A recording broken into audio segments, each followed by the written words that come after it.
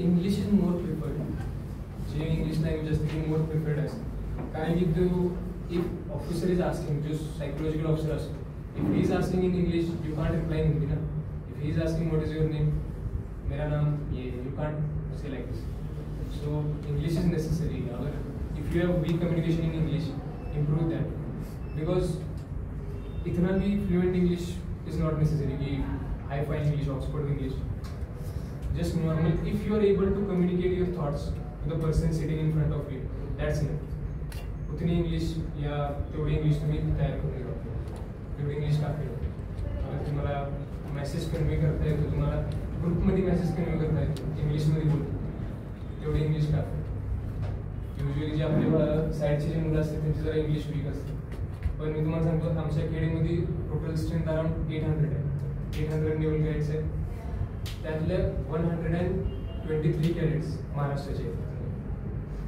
आणि कुणाचीच इंग्लिश अशी हाय पाहिजे वगैरे नाही. माझी इंग्लिश अशी हाय पाहिजे. मी पण गेलो सायकोलॉजिकल जी विचारू होता तेवढं जेवढं त्याला समजमध्ये येते तेवढीच इंग्लिश बोलली येते. अशी इंग्लिशची काय पण कम्युनिकेशन लागतं. तुम्हाला in future you will go out of countries. तुम्ही बाहेरच्या कंट्रीज जाणार तर तिथे तुम्हाला इंग्लिशमध्येच कम्युनिकेट करायला लागणार. No other language. बाकी कुठलीच लँग्वेज नसते. तर इंग्लिश नसते. मी काहीतरी त्यावर फोकस करा इंग्लिशवर. कमीत कमी एवढी तुम्हाला बोलता तरी येतं. बाकी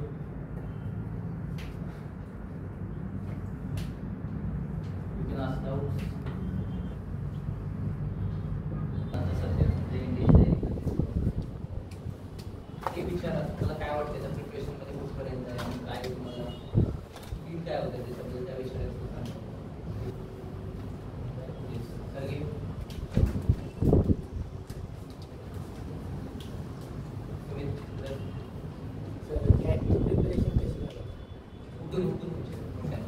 गॅटची प्रिपरेशन कशी करा? गॅटची प्रिपरेशन जर अगर तुम्ही दिवसाला 40 to 45 मिनिट देत असेल गॅटसाठी मी एवढी काही प्रिपरेशन केली. अराउंड लास्ट 6 महिने तेव्हा मी गॅटवर भरपूर फोकस केला. नाहीतर मी डेली अराउंड 1.5 hour किंवा गॅट आहे. पण डेली द्यायचं. गॅट पण असा एक विषय आहे की अगर एक टिप मारायला लागतं त्यात 4 मार्क्स होते. मॅथ्समध्ये एवढं अर्धं काम सॉल्व करायला लागतं मग तुम्हाला 2.5 मार्क्स होते. त्यासाठी गॅट पण इम्पॉर्टंट असतो. तुम्ही डेली 1.5 hour काढू शकता. प्रिव्हियस इयर सॉल्व करू शकता. एक टॉपिक घेतलं प्रिव्हियस इयर सॉल्व करा. स्टार्टिंग पासून फोकस करा. काय पूर्ण फक्त मॅच तुम्ही गॅपवर पण ठेवला दोघांचं तुम्हाला कॉम्बिनेशन हा विषय हाय स्कोर मार्क्स देऊ शकता.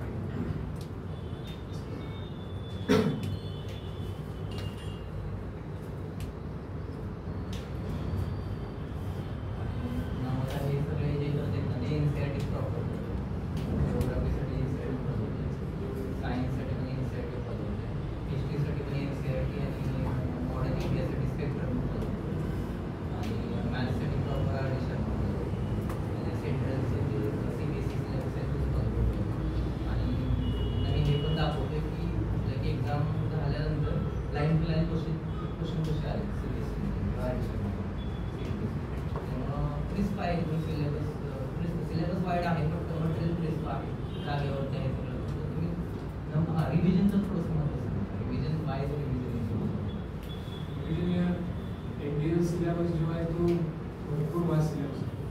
तुम्ही एक टॉपिकवरून दुसऱ्या टॉपिकला जा ते मागचं टॉपिक तुम्ही ट्रिग्नोमेट्रीवरनं प्रोबेबिलिटीवर जा ट्रिग्नोमेट्रीचे फॉर्म्युलेस असं नाही व्हायला पाहिजे. रिव्हिजन तो दिवसातनं अगर तुम्ही हे केलं तर तुम्ही 15 मिनिटं पहिलं बघा. अभ्यासाला जेव्हा पण बसतो तुम्ही 15 मिनिटं मागं जरा बघा काल मी काय केलं. काल मी ट्रिग्नोमेट्रीचे फॉर्म्युले केले तर ते एकदा फॉर्म्युले पाठ करा. तुम्हाला पाठ आहेत का नाही बघा आणि मग तुम्ही पुढे जाऊ.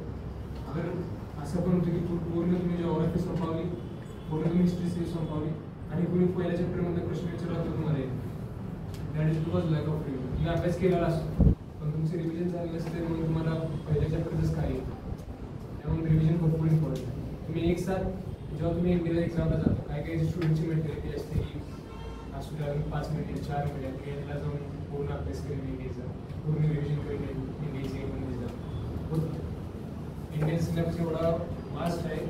तुम्ही थोडं पुढे गेला की तुम्ही लगेच मार्क्स विचार आणि जो UPSC असतो ती बिटवीन द लाईन्स क्वेश्चन विचारतो. असं डायरेक्ट क्वेश्चन विचारत नाही.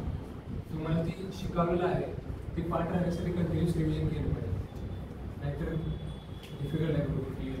अगर विदाऊट रिव्हिजन केलं तर तुम्हाला तुमच्या मनात हे राहणार की मी काय सगळं अभ्यास करू लागले हे. पण तिथं जेव्हा तुम्ही अभ्यासाला जाणार सायन्सच्या जागी तुम्ही कॉस्टचा फॉर्म्युला लावणार, मग तुम्ही आधार नाही आहे ते कॉस्टचा फॉर्म्युला वगैरे तर सायन्स आला हे असं नाही वाटत. Revision is very important. तुम्हाला क्लिअर करायचं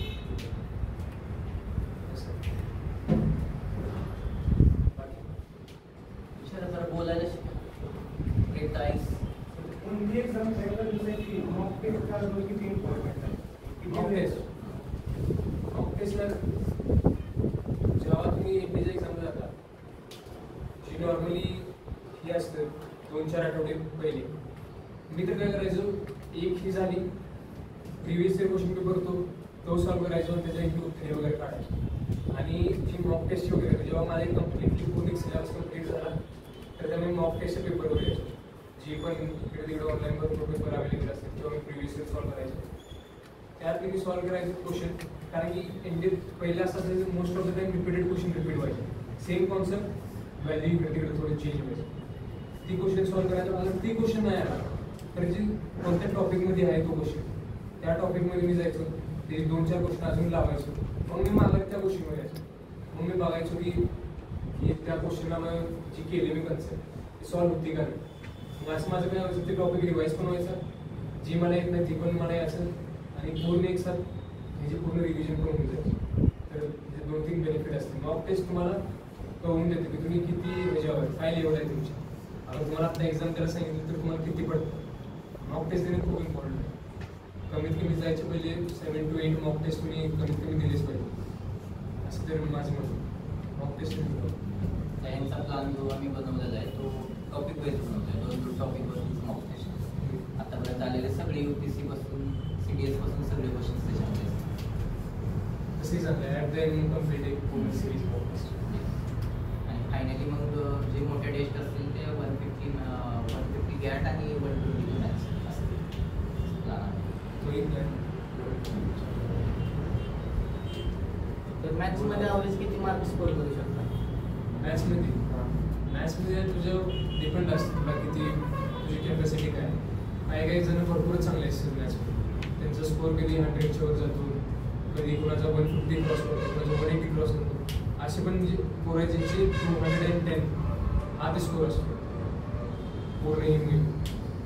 तर ती डिपेंड करतो तुझ्यावर की तू किती चांगलं मॅथ्स वगैरे सॉल्व्ह करू शकतो.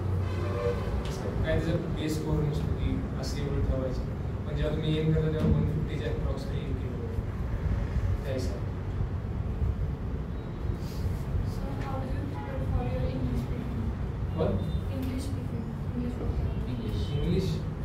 English तो I was in CBSE school, तो इंग्लिश तेवढं आवड वाटलं नाही की इंग्लिश प्रिपेअर करायला मला.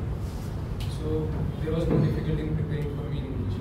And one thing I used to do like की जेव्हा पण मी काही व्हिडिओज वगैरे बघायचो तेव्हा मी इंग्लिश हे जे बघायचो, त्याच्यावरून तुम्हाला कळतं की काय जागेवर काय बोलायचं असतं.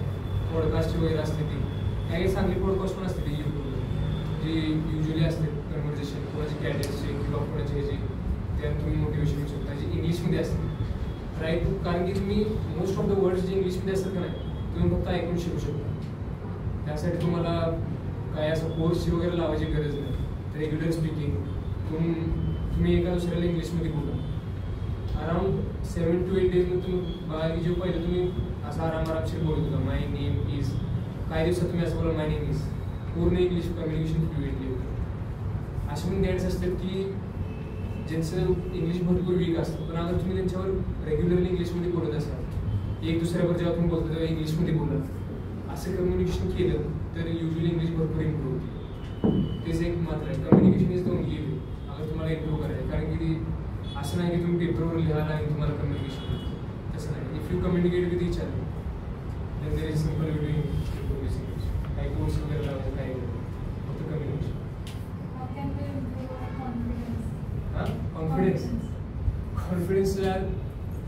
कॉन्फिडन्स आता तुम्हाला ही सांगतो यार यू आर डिफरंट. तुमचे एक माइंडसेट ठेवायला पाहिजे की जी नॉर्मल कॉलेज करतात त्यांच्यापेक्षा मी डिफरंट आहे. I am a defence aspirant. अगर माझ्या मागे मी डिफेन्स एस्पिरंट आहे तर मी असं राहणारच. तुमच्या मागे ऑटोमॅटिक असा कॉन्फिडन्स आला पाहिजे की आय एम अ डिफेन्स एस्पिरंट. मी आता मी इथे येऊन बोलतोय, मी पण तुमच्यामध्येच होतो, मला पण एवढा काही कॉन्फिडन्स नव्हता की कसं काय बोलायचं काय. मी पण ॲट लास्ट त्या कोपऱ्यात बसूनच असं त्याकडे बघून बसायचं, अरे बा असं बोलते तसं बोलते. पण जेव्हा तुम्ही इथे येऊन ठेवून होता तेव्हा तुम्हाला ऑटोमॅटिक एक अचिव्हमेंट असते की तुम्ही काय केले लाईफमध्ये, तुमचं कॉन्फिडन्स ऑटोमॅटिक बूस्ट होतो. तुम्ही डेली काही ना काहीतरी अशी ॲक्टिव्हिटी करा की तुमचं कॉन्फिडन्स बूस्ट होतं. काहीतरी तुम्ही इंग्लिशमध्ये काही ना काहीतरी नवीन करा. जसं की तुम्ही गॅटमध्ये काही नाही इम्प्रूव्ह करा, कुणावर इंग्लिशमध्ये बोला, कुणावर जी काही तुमचं कॉन्फिडन्स बूस्ट करतं. प्रत्येकाचं वेगळं आहे. आता माझं कसं आहे, आय फील डिफरंट. म्हणजे मला असं विदाउट फिजिकल फिटनेस तो रुटीन झालं आहे. आणि मग फिजिकल फिटनेस करत नाही तर माझं असं असतं की यार दिवसात काहीच केलं मग ते आय फील डिमोटिवेटेड की यार काहीच केलं. पण अगर मी त्या जागी 5 किलोमीटर 6 किलोमीटर रन केली तर आय फील यार आय एम समथिंग डिफरंट. आज मी त्यांनी 6 किलोमीटर पाहिलं तर त्याच्यावरून छोटी छोटी गोष्ट असं असतं की त्यावरून कॉन्फिडन्स बिल्ड करतो. प्रत्येकाचं वेगवेगळं असतं की तुम्ही कसं बिल्ड करता कॉन्फिडन्स तुमच्यावर. मग त्याच्यावर पॉईंट वगैरे how to focus on our aim or to stable our mind, what we have to do. आणि यार स्टेबल ऑफ माइंड हे प्रश्न तुमच्या आलेच नाही पाहिजे यार की स्टेबल कसं करायचं माइंड, फोकस कसं राहायचं. अगर तुम्हाला तुमचं ड्रीम माहिती तुम्हाला करायची काय बनायची काय कसं जायची, तुमच्याकडे एवढी चांगली फॅसिलिटी ही वगैरे. मी जेव्हा लिटरली आलो तेव्हा मला फील्डमध्ये आलो 11th-12th मला वाटलं नव्हतं की इंडियाला असंच जायचं, माझ्याकडे गायडन्स नव्हतं. पण अगर तुमच्याकडे प्रॉपर गायडन्स भेटते तुम्हाला, तुमच्याकडे अगर एवढी चांगली फॅकल्टी आहे, अगर तुमचा विजन क्लिअर आहे की तुम्हाला करायचीच तर करायची, त्यात नो वे ऑफ डिस्ट्रॅक्शन ना. डिस्ट्रॅक्शन कशाला पाहिजे तुम्हाला. अगर तुमचा एमच क्लिअर आहे की मला करायची तर करायची, दॅट्स द माइंडसेट ना. ही माइंडसेट तो क्लिअर ठेवायला पाहिजे तुम्हाला. And you have to build that mindset. असं नाही की एक दिवस फक्त रील घेतली या Indian Army pass out IMA INA OTA गया झालं, तुम्ही मोटिवेट झाला 2-4 तासासाठी अभ्यास केला बस motivation. That is pure motivation. Build discipline, build consistency. तुमचा अगर माइंडसेट क्लिअर आहे, अगर एम क्लिअर आहे, विल डेफिनेटली करा. आणि मी सांगतो अगर तुम्ही या प्रोसेसमध्ये इन्व्हॉल्व झाला you will enjoy this process. हा एक प्रोसेस असा आहे की तुम्ही एन्जॉय करा. तुम्ही जो होता 2 वर्ष पहिले आणि तुम्ही जो झाला आता तर भरपूर डिफरन्स असतो. तसंच एम क्लिअर करा. अगर तुम्हाला बनायचे तर there is no point of distraction. अगर तुम्हाला असंच नॉर्मली एनडीची तयारी करायची, बाहेर सांगायची की मी एनडीची तयारी करतोय आणि घरनं काय सांगेल हे पण तुमच्यावर. अगर तुम्हाला एम टू एम फोकस राहायची तेही तुमच्यावर. तसंच की फोकस तुमच्यावर राहायलाच पाहिजे, ऑप्शनच नाही. तसंच ठेवा की माझ्याकडे काय ऑप्शनच नाही, डिस्ट्रॅक्शन ऑप्शनच नाही. फक्त एक एम आहे एनडी ते कम्प्लीट झालं काही डिस्ट्रॅक्शन करा मला पण पहिले.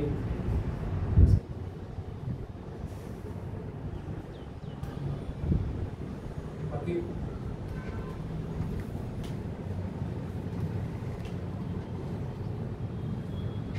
नॉर्थमधले जे स्टुडंट्स असतात ते एअर वन म्हणजे जास्त साऊथ जास्त मुलं मेरिटमध्ये येतात, ते आपल्यापेक्षा जास्त वेगळं काय करतात. ते काही वेगळं करत नाही. त्याचं फक्त हे असतं की आपण मोस्ट ऑफ द डिफेन्समध्ये बघतो तेव्हा तुम्ही नॉर्मली जी बघत असाल की त्याची जी सराउंडिंग असते, सराउंडिंग एक इम्पॉर्टंट फॅक्टर असतो की तुम्हाला जे कॉन्सन्ट्रेट करू. आपल्याकडची जी ही असते ती नॉर्मली जी आपल्याकडची ही आहे ती युजली इन्व्हॉल्व असतात फार्मिंग ह्या वेगवेगळ्या सोर्स ऑफ ह्या. कुणाला एवढं माहीत असते की इंडिया असं आहे, इंडिया असं आहे, ते असं आहे. युजली अगर तुम्ही नॉर्थमध्ये बघा तर तुमच्याकडं पहिल्यापासून अवेअरनेस आहे. एवढे पण हायर रँक ऑफिशियल ही वगैरे असतील किंवा IFS अगर तुम्ही चीफ मार्शल ती म्हणजे नॉर्थ साईडची आहे. जी नेव्हीची आहेत आता ती पण ही नॉर्थ साईडची आहे. जी असं ही कारण असते त्यांच्याकडे ऑलरेडी जी पीपल असतात ते त्या फील्डमध्ये असतात मग त्यांना नॉलेज असतं. आपल्याकडचे जी पीपल असतात त्यांना एंट्रीज पण कमी नॉलेज असतं की इंडिया जी also in India. Most of the आपल्याकडचे जे की काय असतं जवान, आपल्याला जवान म्हणायचे, आपल्याला मिलिटरी जायची त्यांचा हे पण कधी आपल्याकडे ही विचार करत नाहीत की वी हॅव टू लीड. आपल्याला लीड करायची, या जवानांना लीड करायचं. मला वाटतं की जेव्हा हा माहिती आपल्याला तयार होईल की आपण मागं काही फायदा होणार नाही, आपल्याला पुढं म्हणून लीड करायची तर मग डेफिनेटली ही रेशो चेंज होतोय. मी अगर तुम्ही नेव्ही बघशील नेव्ही युजली जे पीपल आहेत आर्मीत मराठा इन्फंट्री खालची जी पूर्ण रेजिमेंट साऊथ साईड टाईपचे वरची जी रेडीमेड आहे ती नॉर्थची आहे आणि जो पूर्ण मुंबईपासून तिरुवनंतपुरम जी खालची जी पूर्ण कोस्टल आहे त्यातली around half of the academy जी माझी आहे ती त्या साईडची तमिळची आणि हाफ ऑफ द आहे ती वरची. तर हा रेशो आता चेंज होणार कारण की जी अवेअरनेस आणि ती होती स्प्रेड होती त्याच्यावर पण हा रेशो चेंज होईल.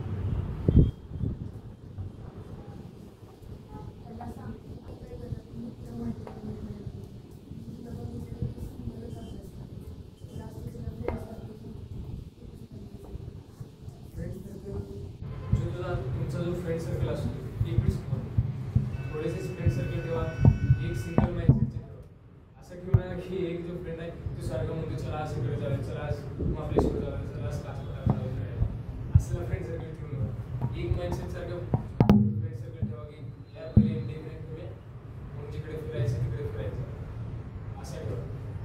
सारखं तुम्ही अगर तुमचे फ्रेंड सर्कल मी एवढा मोठा ठेवणार की 2 मिनिटावर तुझ्या इंस्टाग्रामवर चॅट केला मी त्याला रिप्लाय करतो त्याला रिप्लाय करतो त्याला रिप्लाय करतो पुढे दिवस तुमचा meet your friend circle small. जेवढा तुम्ही स्मॉल ठेवा जेवढा तुम्ही डेडिकेट ठेवा जेवढं तुमचं फ्रेंड सर्कल मोटिवेटेड असतं हे करायचंच आहे तर तुम्ही नक्की होईल. माझा पण फ्रेंड सर्कल असंच होतं.